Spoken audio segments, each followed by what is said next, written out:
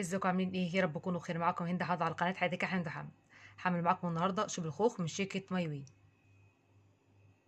عشان نعمل شوب الخوخ من شركه مايوي، لو احنا هنعمل عصير، كوب عصير مثلج، هيضاف معلقه كبيره. خلاص، معلقه كبيره ونصف. خلاص، من شوب الخوخ لكوب ماء مثلج اللي هو 200 مللي، يقلب جيدا.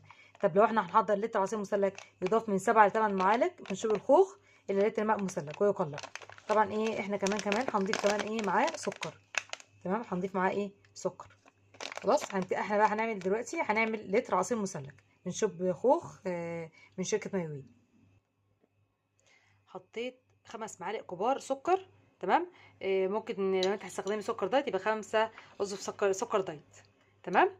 لو انت هتستخدمي عسل نحل يبقى 5 معالق عسل نحل. تمام. واحط ميه سخنه بتغلي عشان ادوب السكر بسرعه.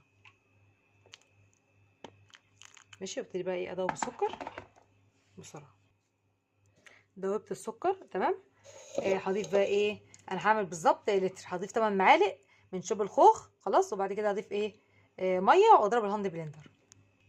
ضفت 8 معالق من شوب الخوخ، هضيف بقى الميه واضرب الهاند بلندر.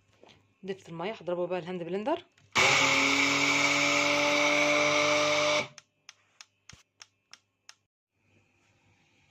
ده شكل شوب الخوخ بعد التقديم.